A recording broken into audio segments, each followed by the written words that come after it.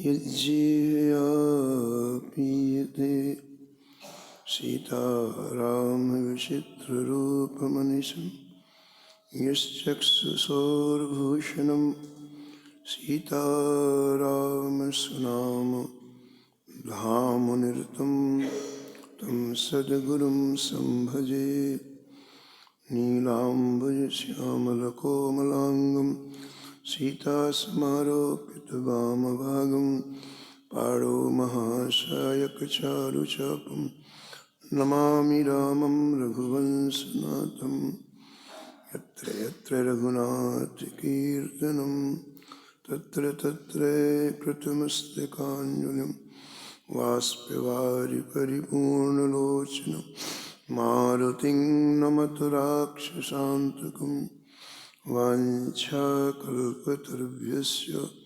कृपासिन्धुभ्यैव च पतितानां पावनेभ्यो श्रीवैष्णवेभ्यो नमो नमः। भक्तिभगवन्त गुरु चतुरनाम एक, इनके पदवंदन किए नासत विघ्न अनेक। हरिजो आय विराजिए कथा सुनहु इतिहास, तुम श्रोता या माल के तुम पद रज मम आस। तुम पीछे जो और हैं श्रोता हैं रस खान, तिनके सकल मनोरथ है पुरवहु श्री भगवान। राधे राधे गोविंद गोविंद राधे।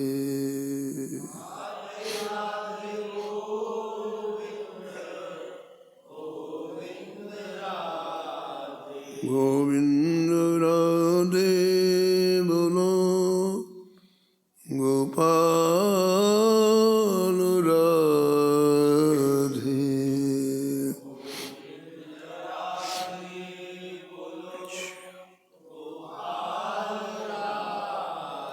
राधे राधे गोविंद गोविंद राधे।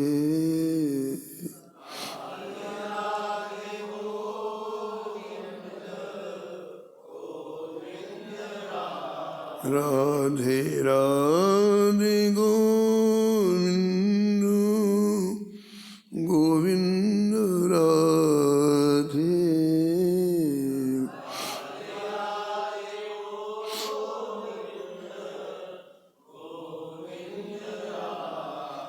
गोविंद राधे बोलो गोपाल राधे।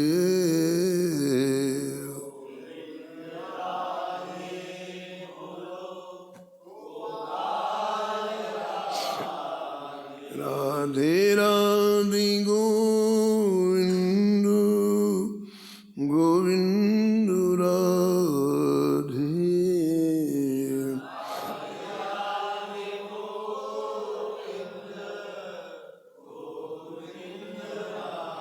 राधे राधे गोविंद गोविंद राधे।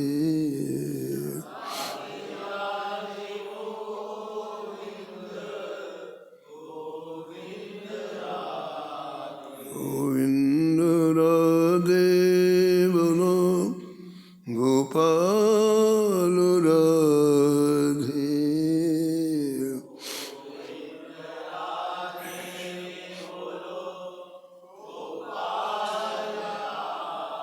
राधे राधे गोविंद गोविंद राधे।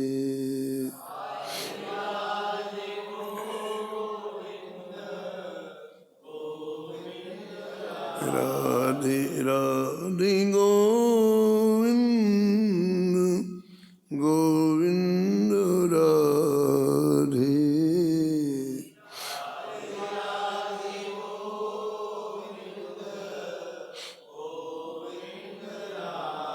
राधे राधे गोविंद गोविंद राधे।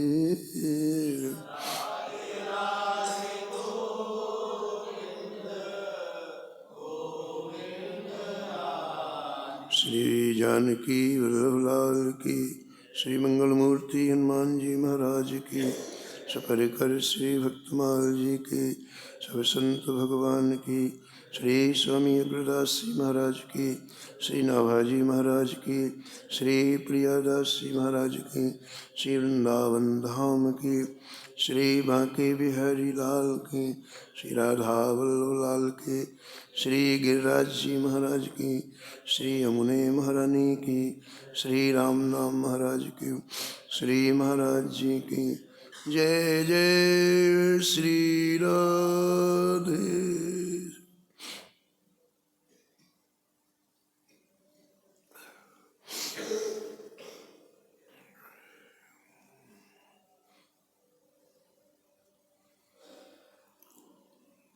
तिन चरण धूर मोह भूर सिरो, तिन चरण धूर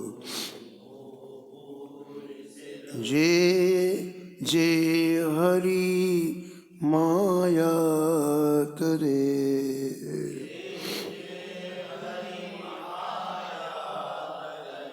रुबिच्छा करुएनुगादि रघु रे गए सुचि सत धनवा।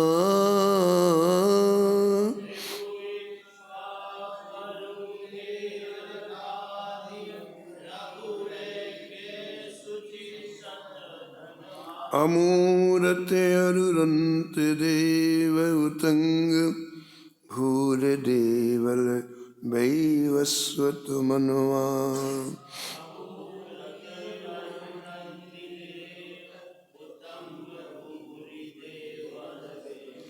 नहुसि जजाति दिलीप पुरु यदि गुह मंधाता।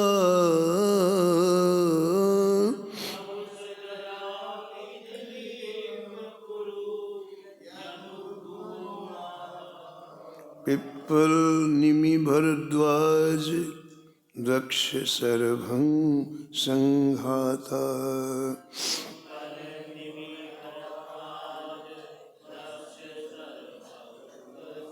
संजय समीक उत्तान पाद याज्ञवल्क जस जग भरे। तिन चरण धूर मोह भूर सिरो, तिन चरण धूर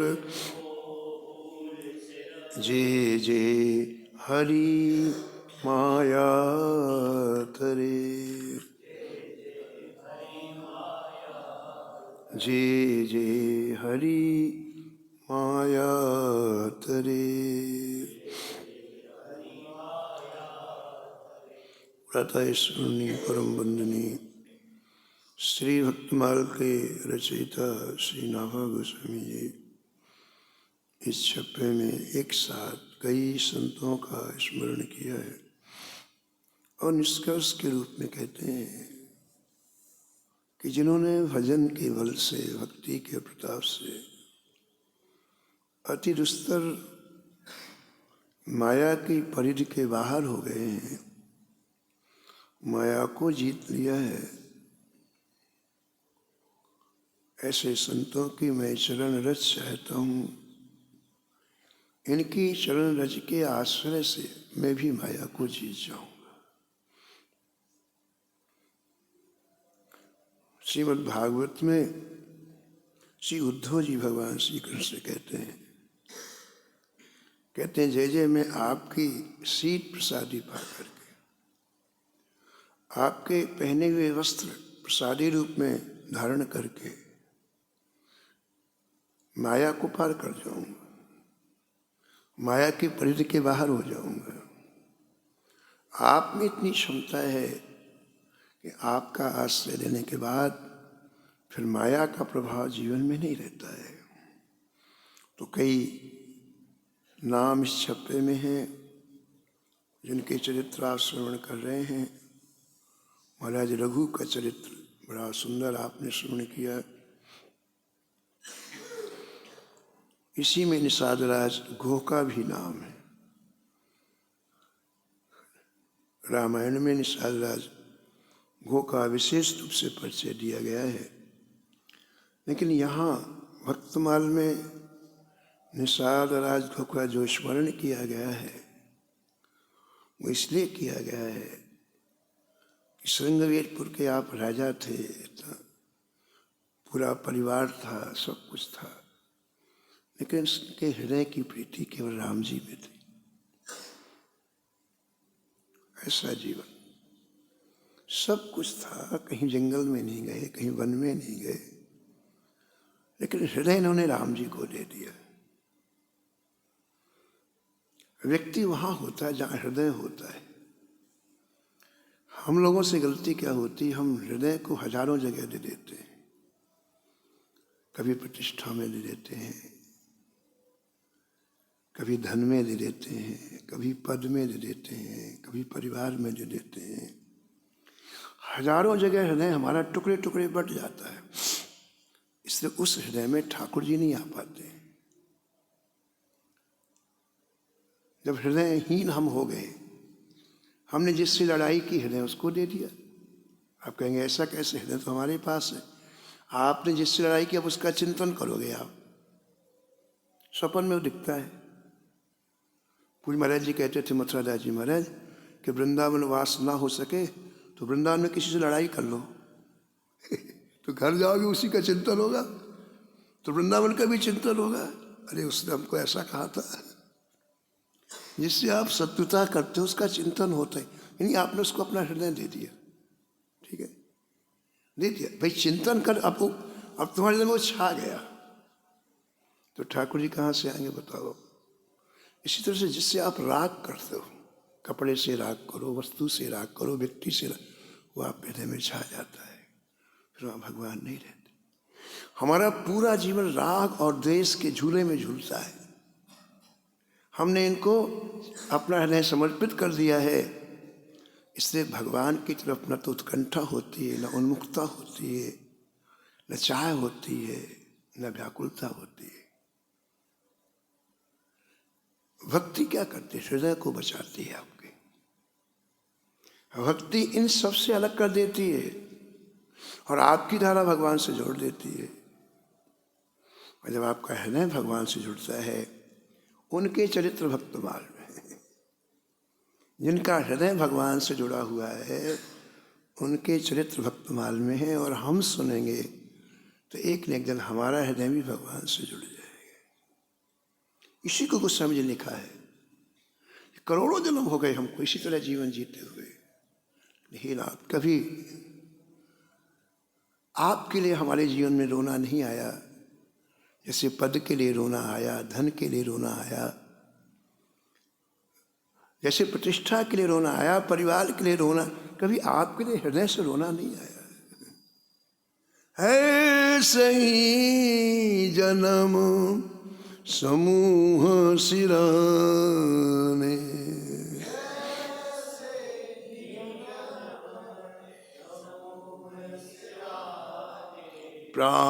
प्राणनाथ रघुनाथ से प्रभु तजी, प्राणनाथ सेवत चरण बिराने। हाँ जी, ऐसे ही जन्म समूह सिराने।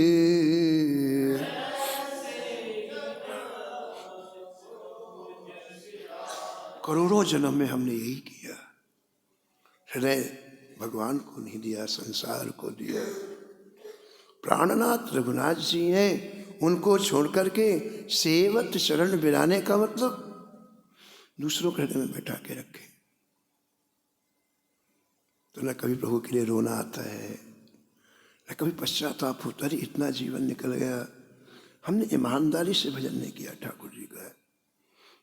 कभी प्रीता नहीं आती हमारे हृदय में, इसका मूल कारण है। तो निषाद राज को घर में रहे, श्रृंगवीरपुर में रहे, राज परिवार के बीच में रहे, राजा थे, लेकिन इन्होंने हृदय ठाकुर जी को दे दिया था, श्री राम जी को दे दिया था। श्री रामायण में लिखा है कि श्री गुरु जी भगवान श्री राम जी के अत्यंत प्रिय सखा थे। निषाद राज को और श्री ठाकुर जी का मिलन कैसे हुआ, इसका वर्णन ग्रंथकार कहते हैं। गो के पिताजी और चक्रवर्ती महाराज दशरथ की बड़ी मित्रता थी। समय समय पर उस श्रृंगवीरपुर से अयोध्या आया करते थे। जब दशरथ जी के यहाँ श्री राम जी का प्रागट हुआ, उस समय बहुत वृद्ध हो चुके थे। गो के पिताजी बहुत वृद्ध हो चुके थे, लेकिन बधाई देने के लिए आए, चारों कुमारों का दर्शन किया, परम सुख प्राप्त हुआ। लेकिन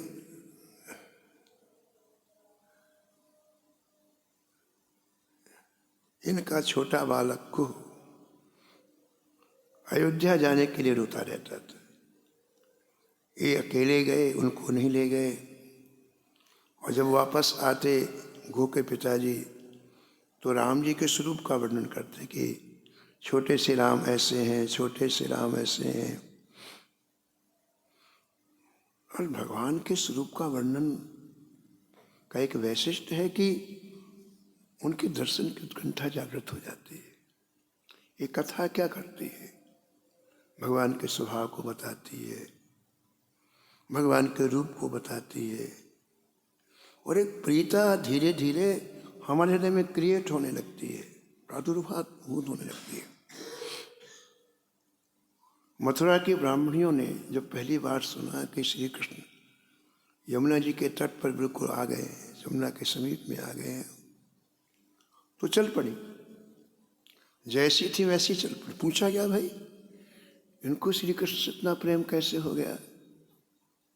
इनके पतियों को प्रेम बिल्कुल नहीं है, इनको कैसे प्रेम हो गया? तो वहाँ वर्णन आया है कि वृंदावन की एक मालिन रोज फूल बेचने के लिए मथुरा जाती थी, और ये जब फूल खरीदती तो पूछती कि नंदलाला का क्या समाचार, हमने सुना बड़ा सुंदर है। तो मालिन ऐसा वर्णन करती, वो तो देख के आती थी, और धीरे धीरे रोज रोज श्री ठाकुर जी के रूप का सौंदर्य, ठाकुर जी के स्वभाव की बात सुनते सुनते हृदय में छा गए। ठाकुर हृदय में प्रवेश कराना है, हृदय में भूख जागृत करना है। यहाँ बाहरी शिष्टाचार काम नहीं करता है कि आप ठाकुर जी के लिए ये कर दिया हो, कोई विशेष बात नहीं। हृदय में छा जाए, हृदय में इनकी चाह उत्पन्न हो, हृदय में ये तभी होगा जब इनकी कथा माधुरी को धीरे धीरे आप पान करेंगे। तो इसी तरह से गुरु जी के मन में बड़ी श्री राम जी के दर्शन की तीव्र उत्कंठा हो गई। कल चलेंगे बेटा, कल। अब बहुत वृद्ध हो चुके थे गुरु जी के पिताजी, 5 वर्ष व्यतीत हो गए। इधर ठाकुर जी भी बड़े हो गए। 5 वर्ष में राम जी भी अवध की गलियों में विचरण करने लगे, घूमने लग गए। एक दिन गो के वृद्ध पिता ने कहा कि जा, अब मेरी हिम्मत नहीं है, मेरा तो शरीर अब काम नहीं कर रहा है, जा तो अयोध्या में दर्शन करके आ, श्री राम जी का दर्शन करके आ। अब गो को बस कितनी छोटी आय से दर्शन की इच्छा थी, और जब पिता की आज्ञा हो गई तो गो को बड़ी खुशी हुई, बड़ी खुशी हुई, बड़ी खुशी हुई।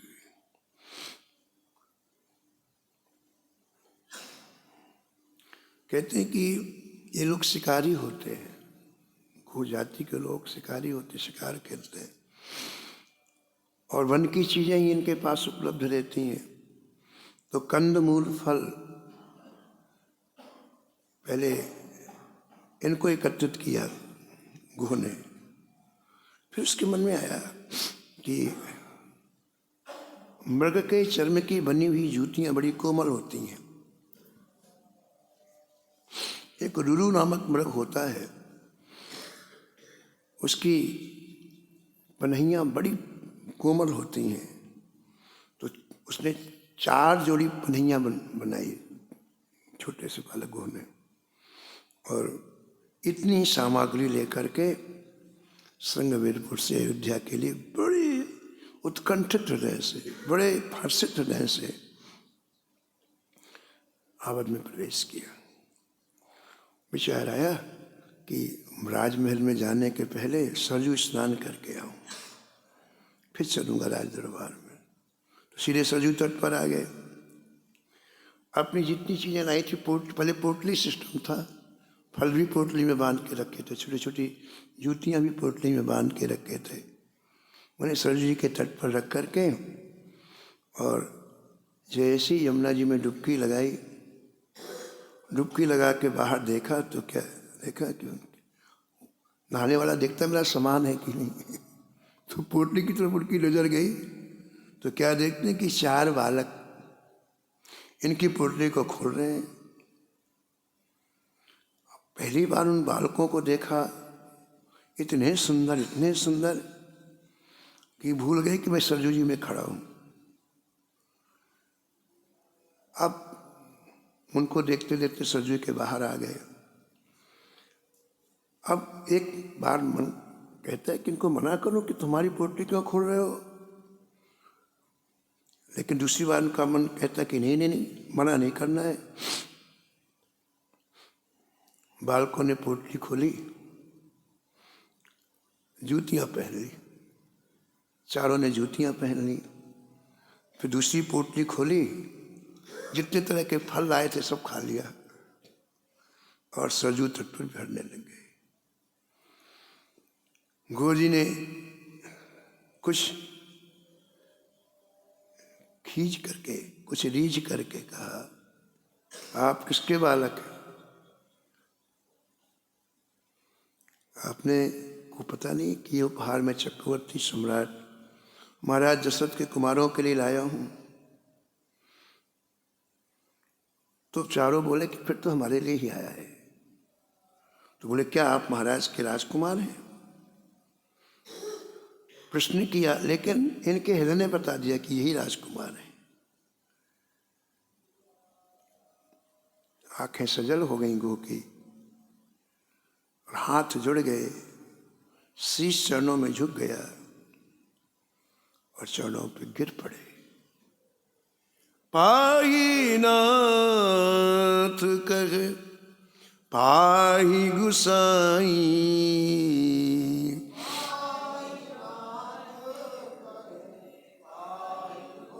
भूतल पर्यो लकुट की नाई।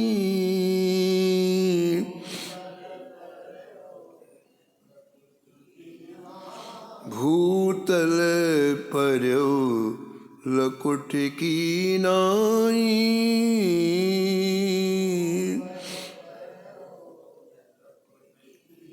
चरणों में पड़े हुए गो को उठाया भगवान श्री राम ने, अपने हृदय से लगा लिया। एक हाथ राम जी ने पकड़ा, एक हाथ लक्ष्मण जी ने पकड़ा। बाएं दाएं दोनों भाई और चले, सीधे महल में लाए। महाराज दशरथ जी के पास ले गए राम जी।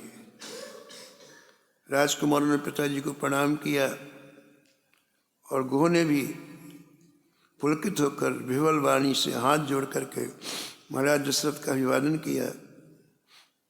श्री राम जी ने अपने नए सखा का परिचय दिया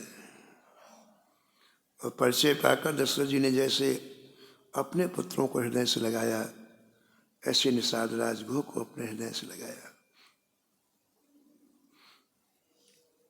दशरथ जी ने देखा कि चारों लाल इसे देख करके बहुत खुश हैं। तो महाराज ने निषाद राज को रोक लिया, गो को रोक लिया। अब रोकने के लिए कोई ना कोई बहाना चाहिए। तो महाराज दशरथ ने कहा, देखो तुमको बाण चलाना बहुत अच्छा आता है, तुमने धनुष बाण का अभ्यास अच्छा किया है, तुम यहाँ रह करके मेरे पुत्र को धनुर्विद्या सिखाओ। छोटे से गो से महाराज दशरथ ने कहा। और अब इस तरह से महाराज वो गो अयोध्या जी में रुक गए। कितने सौभाग्यशाली हैं। राम जी के साथ तो रहते, राम जी की सेवा भी मिल गई। चारों भाई इतना प्रेम करते कि अपने साथ में ही रखते। जन्म रंग जन पारस पावा, जैसे कई जन्मों का अभावग्रस्त व्यक्ति उसे पारस मिल जाए, उसे बड़ी खुशी होती है।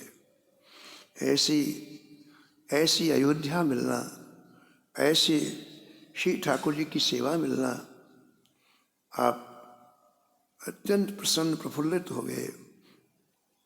और राजकुमार घो के साथ अनेक तरह की क्रीड़ाएं करते, खेल खेलते, धनुष्मान का अभ्यास करते, ऐसा ग्रंथकार ने वर्णन किया है। अब एक समर्पण देखो आप। समर्पण किसे कहते हैं? जो ठाकुर जी क्या चाहते हैं, ये देखो आप।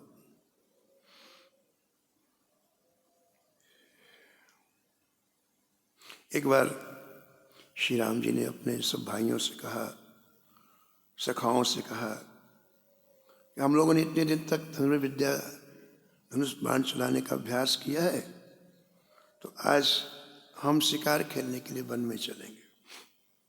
लेकिन शर्त यह है कि शिकार जो आएगा, उस शिकार पर सबसे पहले मैं बाण चलाऊंगा। और दूसरा कोई बाण नहीं चलाएगा, पहले शिकार में मैं बाण चलाऊंगा। राम जी ने कहा। अगर किसी दूसरे ने चलाया तो राम जी ने कहा फिर तो पिताजी से उसे दंड दिलाया जाएगा।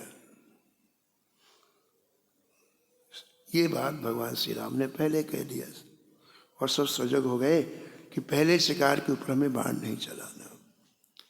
ये जो शिकार खेलने की पद्धति थी राजाओं के यहाँ, उसका कारण ये था कि युद्ध का अभ्यास बना रहे। बड़े बड़े राजाओं के साथ युद्ध होते थे, तो राजधानी की सुरक्षा रखने के लिए सभी राजा युद्ध करने के लिए जाते थे। युद्ध का अभ्यास बना रहे, इसलिए हर राजा के चरित्र में लिखा हुआ है कि वो लोग अभ्यास करने के लिए वन को जाते थे। महाराज दशरथ भी युवावस्था में जाते थे वन में शिकार खेलने के लिए।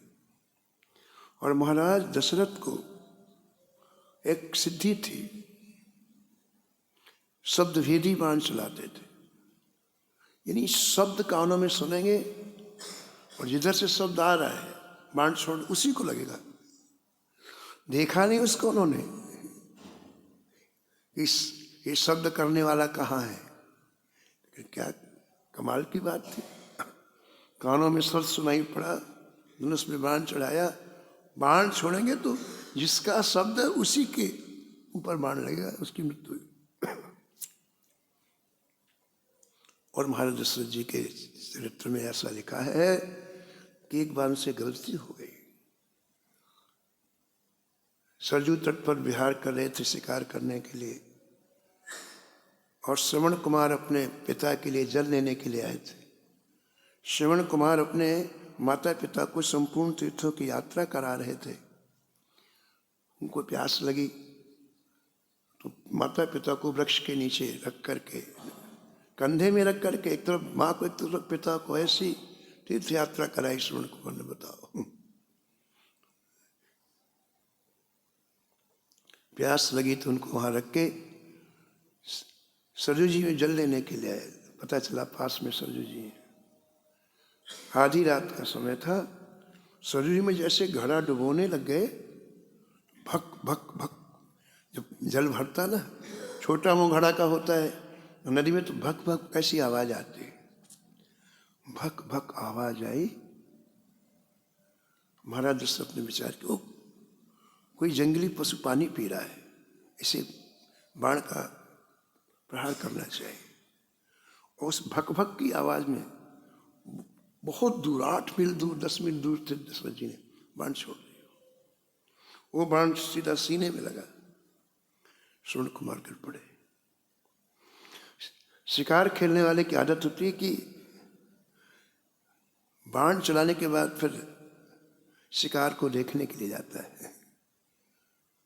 दशरथ जी आए, वहां जंगली पशु था नहीं, श्रवण कुमार तड़फ रहे थे, बाण अंदर चला गया, अभी प्राण नहीं गए थे लेकिन तड़फ रहे थे। अब बड़ा पश्चाताप हुआ, अरे मेरे द्वारा किसी व्यक्ति को बाण लग गया। पूछा आप कौन है? बड़ी मुश्किल से श्रवण कुमार ने कहा कि मुझे बहुत पीड़ा हो रही है, मेरे प्राण जाने वाले हैं, लेकिन एक बात, मेरा एक काम कर देना। यहाँ से थोड़ी दूर पर मेरे माता पिता प्यासे पड़े हैं, इस घड़े में जल ले जाके उन्हें जरूर पिला देना, नहीं प्यास के मारे उनकी मृत्यु हो जाएगी। ऐसा कहा, प्राण चले गए श्रवण कुमार के। बहुत दुखी हो गया हृदय दशरथ जी को, बहुत दुखी हुआ। घड़ा उठाया लेकिन पैर नहीं बढ़ रहे हैं। दशरथ जी के मन में आया कि मैं जवाब क्या दूंगा? एकमात्र इकलौता बेटा, और दोनों अंधे थे, श्रवण कुमार के माता पिता अंधे थे, मैं क्या जवाब दूंगा?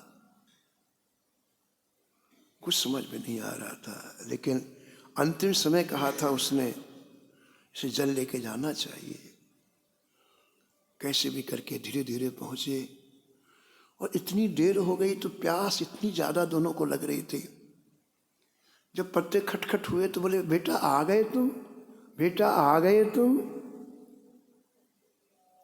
दशरथ जी ने उत्तर नहीं दिया।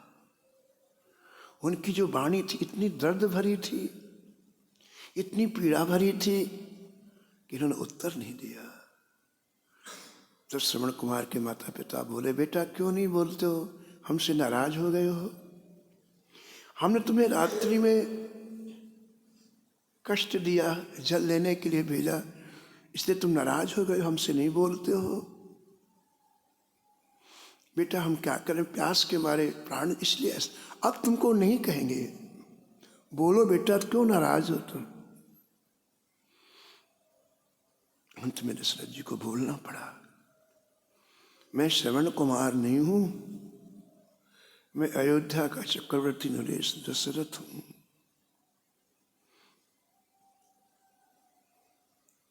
श्रवण कुमार की मृत्यु मेरे द्वारा हो गई है, मैं आपके लिए जल लाया हूं, आप जल। इतना सुनना था, चीख मार करके बेहाल हो गए। 1 घंटे तक बेहोश हो गए, रोते रहे रोते रहे। वो दृश्य देखकर हृदय फट गया महाराज दशरथ का। दोनों ने, श्रवण कुमार के माता पिता ने कहा, हम ऐसे पुत्र के बिना जीवित रहना नहीं चाहते, एक बार तो हमारे पुत्र के पास ले चलो। दोनों का हाथ पकड़ा, महाराज दशरथ श्रवण कुमार के पास लेकर के आए। उनकी तो मृत्यु हो गई थी। मृत शव को हृदय से लपेट करके खूब रोए। दोनों ने कहा कि अरे तुम एक काम करो, अब इसकी चिता के साथ हम भी जीवित चिता में प्रवेश करेंगे, हमारे लिए चिता बनाओ। महाराज दशरथ ने तुरंत लकड़ी इकट्ठी की, चिता बनाई,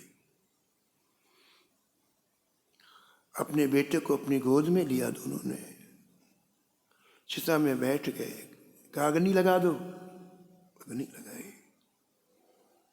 श्रवण कुमार के माता पिता ने कहा, कि हम चाहते तो तुम्हें तुरंत भस्म कर देते, लेकिन तुमने बता दिया कि मेरे द्वारा मृत्यु हुई है, इसलिए हमने तुमको भस्म नहीं किया। लेकिन एक बात का ध्यान रखना कि जैसे हम पुत्र के वियोग में तड़प तड़प करके प्राण छोड़ रहे हैं, ऐसे तुम्हें भी अंतिम समय ऐसी तड़प तड़प करके प्राण छोड़ना पड़ेगा।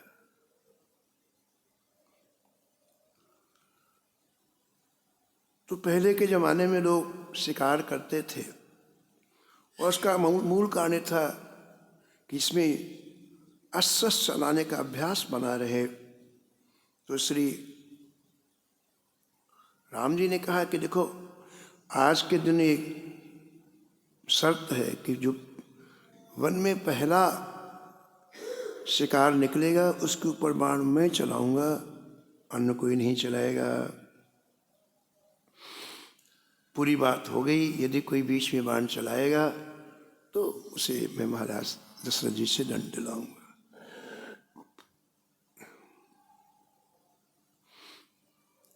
जब शिकार खेलना होता ना, तो शिकार में खेलने के लिए बहुत से लोग शिकार जंगली पशु को हाँकते हैं आवाज करके, कि वो तो छिपे रहते हैं। तो जब जंगली पशुओं को हाँका गया आवाज करके, तो संयोग से सबसे पहले बब्बर शेर निकला, बड़ा भारी सिंह बब्बर शेर, सबसे पहले वो निकला। और उसे देख करके लोग जहां के तहां खड़े हो गए। श्री राम जी अभी धनुष में बाण चढ़ाया नहीं था। अब देखो, तो वो तो सिंह है, 1 सेकंड में हमला कर देगा। राम जी ने भी धनुष में बाण नहीं चढ़ाया, वो बिल्कुल सामने है। निषाद राज बड़ी गहराई से देख रहे थे कि यदि इसके ऊपर प्रहार नहीं किया गया तो ये राम जी को नुकसान पहुंचा सकता है। सिंह आया, तुरंत बाण चल जाना चाहिए, नहीं फिर वो अपना काम करता है, वो अपना शिकार करता है। और राम जी अभी धनुष से बाण निकाले नहीं थे, तो गो के मन में आया कि ऐसा न हो कि श्री राम जी का अनिष्ट कर दे। तो मेरा ये मेरा कर्तव्य है कि श्री राम जी का अनिष्ट न होने पाए। यही तो होगा कि मुझे दंड मिलेगा। कोई बात नहीं, दंड मिल जाए, लेकिन मैं अपनी आंखों के सामने श्री राम जी का अनिष्ट नहीं होने दूंगा।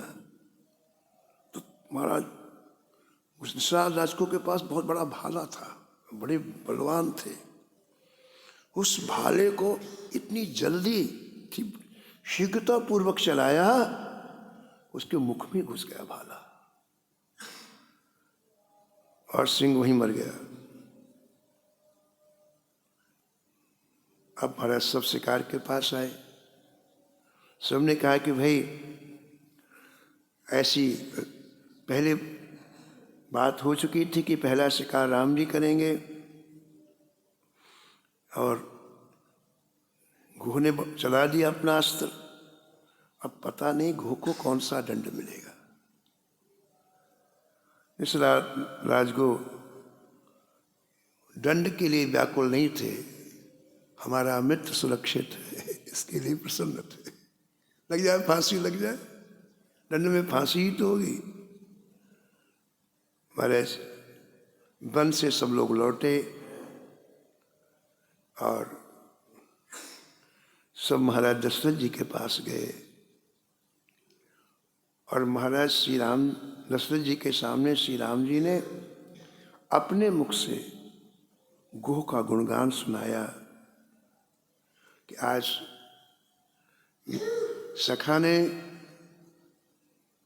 इस तरह से दंड का ध्यान न रख करके मेरी कुशलता के लिए ऐसे अस्त्र का प्रयोग किया। बड़े आज दशरथ इतने खुश हुए। अपने हाथ में जो आभूषण पहने थे निषाद राजगुह को पहनाया, हृदय से लगाया और कहा भविष्य में संगवेरपुर के राजा तुम बनोगे।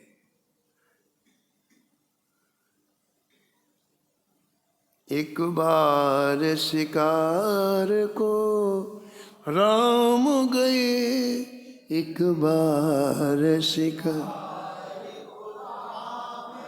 वन में तब आए के सिंह अड़ा।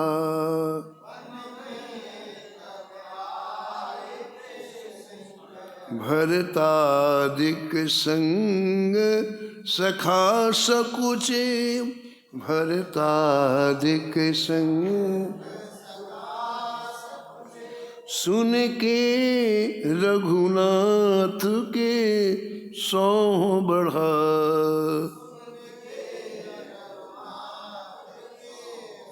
समया पर सेवक ढीठ न जान, समया पर सेवक निषाद झपट के सांग जड़ा, निषाद झपट के श्रृंगवीर को राज बकस दिए, श्रृंगवीर को राज पहराए दियो निज हाथ कड़ा।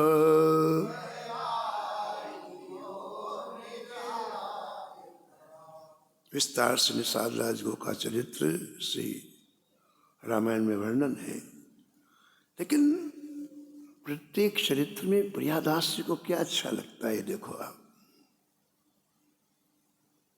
जैसे पूरे शंकर जी के चरित्र में प्रियादास जी को क्या अच्छा लगा। सती जी का प्रकरण, जिस सती जी के प्रकरण में भगवान शंकर ने केवल सीता का वेश बनाने से और त्याग कर दिया। सती ने सीता का वेश बना लिया और भगवान शंकर ने कहा नहीं, मन ही मन त्याग कर दिया। तो भगवान शंकर की इस भक्ति पर लीजिए, पूरे चरित्र में कहाँ रीझते हैं श्री प्रियादास जी महाराज, ये विशेष बात। इस श्री गुरु जी के चरित्र में जहाँ रीझे हैं उसका वर्णन, बड़ा विशाल चरित्र गुरु जी का। तो प्रियादास जी के भाव को हम लोग श्रवण करें। भीलन को राजा गुह राम अभिराम प्रीत,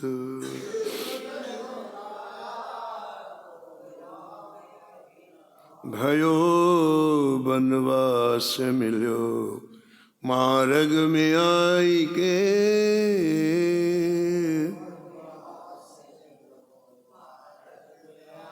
करो यह राज जू विराज सुख दीजे मोको, करो यह राज जू विराज सुख दीजे मोको। बोले चैन साज तजो आज्ञा पितु पाए के,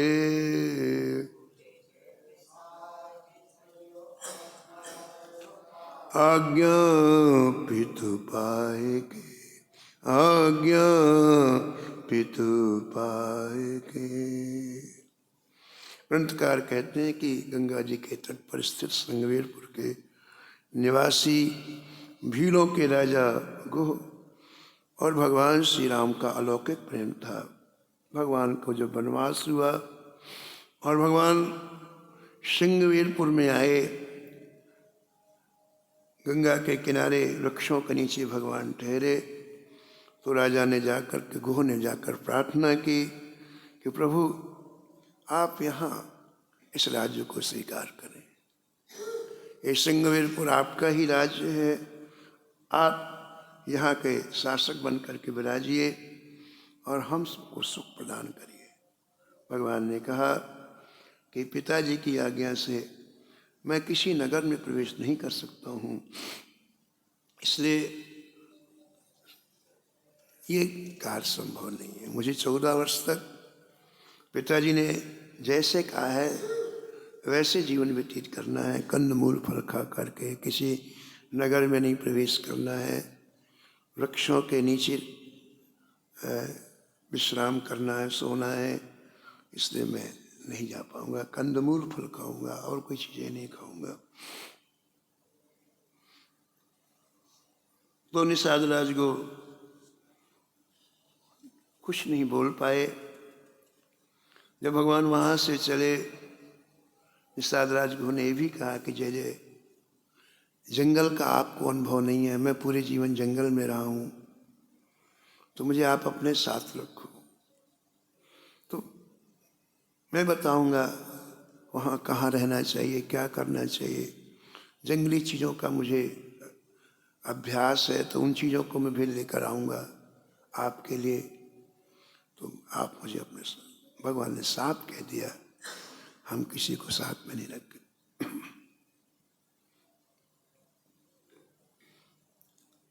जब वापस कर दिया निषाद राज को, तो इतना कष्ट हुआ निषाद राज, इतना कष्ट हुआ। अभी तो भगवान के साथ में रहे, तब तक तो उस कष्ट का पता नहीं चला। प्रियादास जी जो कहना चाहते हैं उसको ध्यानपूर्वक सुनो आप, कि इनके हृदय में कौन है ये अब पता चल रहा है। इतना बड़ा राज, इतना बड़ा परिवार, इतने संबंधी सब हैं, हृदय में कौन है ये कब पता चलता है। कि जो है उसका वियोग जब होता है। ब्रजांगनाओं के प्रेम का कब पता चला, जब राम जी ब्रज से मथुरा गए, है ना। जब से श्याम सिधारे, जब से भगवान मथुरा गए तब से कंचुक पट सूखत नहीं कबहू, और बिच बहत पनारे। आंखों से आंसू नहीं बहते हैं, पनाले बहते हैं। ये पनाले क्या है? हृदय ही द्रवीभूत होकर के आंखों से बाहर निकलता है। जिस हृदय में श्री कृष्ण होंगे ना, उन्हीं के वियोग में तो आंसू निकलेंगे, ये पता चलता है। ऐसे ही इतने दिन तक घुर रहे साथ में, कि जब राम का वियोग हुआ, राम चले गए और निषाद राज को वापस अपनी राजधानी में आए, तो वो वियोग की पीड़ा इतनी ज्यादा हो गई, इतनी ज्यादा हो गई कि आपने अपने कक्ष में आकर के अंदर से दरवाजा पूरी तरह बंद कर दिया और कहा, मेरे दरवाजे में कोई आवाज नहीं लगाना, मेरे दरवाजे के पास कोई आना नहीं। जिन आंखों से मैं राम को नहीं देख पा रहा हूं, अब 14 वर्ष तक मैं सृष्टि के किसी व्यक्ति को इन आंखों से नहीं देखूंगा। कमरे के अंदर जाकर निषाद राज ने अपनी आंखों में काली पट्टी बांध ली, और जो राम के वियोग में तड़फे हैं उसका वर्णन प्रियादास जी दारुण शब्द करके किया है। वियोग भी हर तरह का होता है, किसी को 1 घंटे का होता है, किसी तो, और संसार में तो महीने के बाद सब भूल जाते हैं, 15-20 दिन के बाद बिल्कुल भूल जाते हैं। हमारे सब अपने काम धंधे में मस्त है। संसार का काम तो अत्यंत हल्के स्तर का है। इन प्रेमियों को देखो आप, भगवान श्री राम के वियोग में दारुण वियोग हुआ, लिखते हैं प्रियादास जी महाराज, और कहते हैं अकुलात, जैसे जल के बिना मछली तड़पती है, ऐसे कमरे के अंदर निषाद राज को तड़पते रहे। कितना रोए, कितना रोए, कमरा भर गया आंसुओं से। और जब आंसू सूख गए, शरीर में जल तत्व तो है, उसकी एक लिमिट है, हर चीज बैलेंस शरीर में है ना। और जब किसी चीज को ज्यादा उसका निष्कासन हो जाता है, फिर उसका इफेक्ट दूसरा होता है। तो इतना रोए कि जो जल तत्व शरीर में वो सूख गया, लेकिन रोना बंद नहीं किया तो क्या हुआ, आंख से रक्त निकलने लग गया। जल तत्व सूखने के बाद आंखों से रक्त निकलने लग गया, और रक्त निकलने का मतलब आंख फूट गई। आंख से जब रक्त निकले आंख फूट गई। प्रियदासी के शब्द सुनो आप। दारुण वियोग अकुलात दृग अश्रुपात,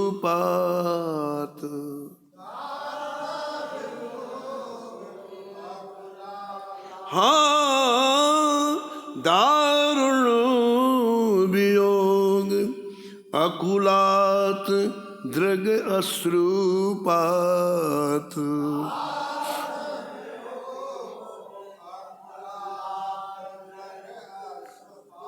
पीछे लोहु जात वह सके कौन गाय के, पीछे लोहु सके कौन। आंखों से रक्त की धारा देखकर प्रियदास जी कहते हैं वर्णन करने की मेरी सामर्थ्य नहीं। कितना प्रेम। रहे नैन बूंद रघुनाथ बिन देखो कहा,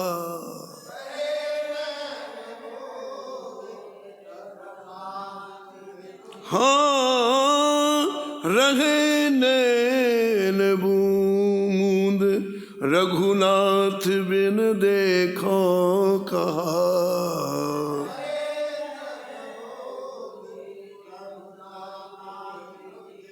आहा प्रेम रीत मेरे हिये रही छाए के, आहा प्रेम रीत हृदय रही छाए के, हृदय रही छाए के, हृदय रही छाए के।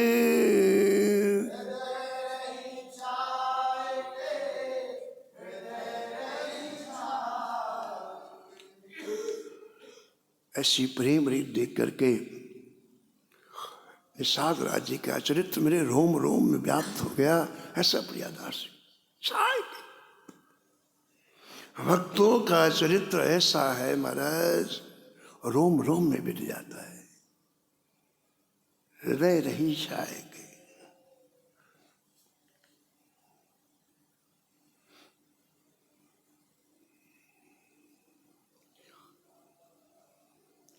एक इंदौर में व्यक्ति थे, वो रिटायर हो गए, बड़े अच्छे पद में थे। एक दिन वो गीता भवन आए तो हमने उनसे कहा आप राम नाम लिखा करो। बोले हम फालतू काम नहीं करते, वो कुछ सीधा। तो हमने उनसे प्रेम से कहा, हमने कहा भाई आपने फालतू क्यों कहा, कभी राम नाम लिखा? बोले नहीं। फिर कैसे फालतू कहा आपने? राम नाम लिखो और उससे तुम्हें कोई रिजल्ट नहीं आए तो फालतू लिखा ही तो फालतू। वो पढ़ा लिखा तो समझ के बोले हाँ बात तो ठीक है, उसको आ गई बात, बोले हाँ ठीक है। तो फिर उसने अपनी अगली बात की, बोले ठीक है मैं आपकी बात जब मानूंगा कि राम नाम में कुछ है। उसने विवाह नहीं किया था। बोले मेरी बहन के लड़के का विवाह अमेरिका, विवाह नहीं ऑपरेशन अमेरिका में होने वाला हॉस्पिटल में, बस 2 घंटे के बाद ऑपरेशन थिएटर में हो जाएगा। तो यदि वो ऑपरेशन सफल हो जाए तो मैं जीवन में कभी राम नाम नहीं छोड़ूंगा। वो अपने को कुछ में अपने ऐसे के लिए कि राम नाम के लिए कौन सी बड़ी बात, सहज रूप में कह दे। और संयोग ऐसा ऑपरेशन सफल हो गया, और सफल हुआ और दूसरे दिन सुबह ही महाराज 20 किलो का टोकना लाया उसे पर फलों का, लेट गया पूरा। बोले लाओ महाराज मैं लिखूंगा। अब महाराज महानास्तिक व्यक्ति जब राम नाम लिखना चालू किया, 18 घंटे राम नाम लिखने लग गया महाराज जी। केवल एक बार भोजन करने उठता दोपहर में, और एक बार उसके सुबह उठा फट फट फट फट। अब हुआ क्या महाराज जी कि लगातार ऐसी ऐसी आंख रहती, लिखने में नीचे रहती कि नहीं रहती, उसकी आंखों से रक्त गिरने लग गए। 5-6 महीने उसकी है, छोड़े ही नहीं। अब उसने तो विवाह किया नहीं था, अपने भाई के परिवार को रख लिया था अपने पास बच्चों को सेवा करने के लिए, उन्हीं को प्रॉपर्टी देगा। तो अब वो चिंतित हुए कि ऐसी अब तो आँख फूट जाएगी जब रक्त की बूंदें गिरने लगी। तो मना बोले नहीं, मैं राम नाम नहीं बंद करूँगा। जब बहुत ज़्यादा कहा तो हमारे पास आए, बोले मारे उनको मना करो, हमारे मानते नहीं। तो मैंने कहा भाई क्या हो गया? बोले कुछ नहीं महाराज जी, ऐसा किए हुए आँख से रक्त गिरता है और ये कहते हैं कि राम नाम बंद कर दो, तो मुझे क्या करना चाहिए? अब मैं कैसे कहूँ कि राम नाम बंद कर दो? मैं नहीं कहा राम नाम। कहा तुम तो लिखो, जो होगा देखा जाए। फिर अपने आप आँख बंद हो गई, मतलब रक्त निकलना बंद हो गया। अब देखो आप, ठीक 1 साल के बाद उसका अंतिम समय आ गया। हमारे किसका कब अंतिम समय आ जाएगा कुछ पता नहीं है। अंतिम समय आ गया। अब उसका अभ्यास इतना थे कि सुबह 4 बजे उठता, ऐसी टेबल बनवाई थी, कापी ली, एकादशी का दिन सुबह 4 बजे का समय, कापी उठाई उसने, पेन में लिखा श्री राम श्री राम श्री राम। 9वीं बार श्री राम लिखा, हाथ में कलम, श्री राम, प्राण छोड़। कहाँ जीवन तद हो, कहाँ मैंने व्यक्ति जब चीज को पकड़ता है ना, वो खास बात है। आप 20 साल से भजन कर रहे हैं, खास बात नहीं है, आपने पकड़ा ही खास बात है। 1 साल में उसने हमारा दिव्य गति को प्राप्त कर लिया। ये बिल्कुल आंखों ने की घटना है।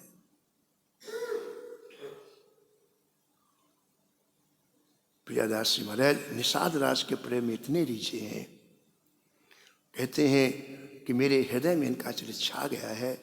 चरित्र और भी है, हम आगे श्रवण कराएंगे। आज वाणी को यहीं विराम।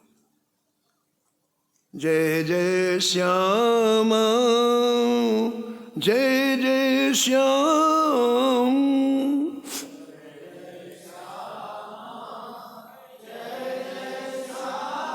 जय जय श्री वृंदावन धाम।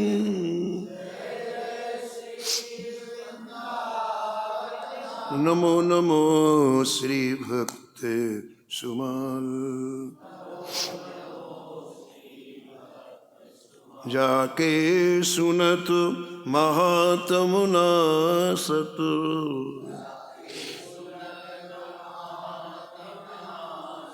और झलकत राधा नंदलाल। गद गद स्वर पुलकित अंगवंगनी,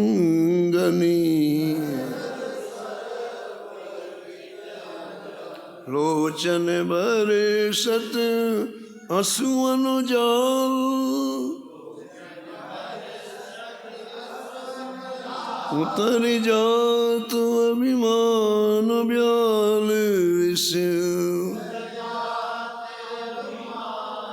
लेत जीवाय सुरस तेहि काल, होते प्रीत हरि भक्त जनन सो, लेत शीघ्र घट चरण प्रछाल, तजत कुसंग लेत सतसंगति, भाग जगत को अद्भुत भाल, निशिवासर सोवत अरु जागत, रोम रोम हुए करत निहाल। श्री अग्र नारायण दास प्रिया प्रिय, प्रगति जीवन रसिक रसाल। नमो नमो श्री भक्त सुमाल, सीताराम सीताराम सीताराम सीताराम। हाँ राधे श्याम राधे श्याम राधे श्याम राधे श्याम। जय जय सीताराम सीताराम सीताराम सीताराम। जय जय राधे श्याम राधे श्याम राधे श्याम राधे श्याम। जय सीताराम सीताराम सीताराम सीताराम। जय राधे श्याम राधे श्याम राधे श्याम राधे श्याम। जय सीताराम सीताराम सीताराम सीताराम। जय जय जय जय राधे श्याम राधे श्याम राधे श्याम राधे श्याम। जय सीताराम सीताराम सीताराम सीताराम। जय जय जय जय राधे श्याम राधे श्याम राधे श्याम राधे श्याम। श्री जानकी वल्लभ लाल की, श्री मंगल मूर्ति हनुमान जी महाराज की, सपरिकर श्री भक्तमाल जी की, सब संत भगवान की।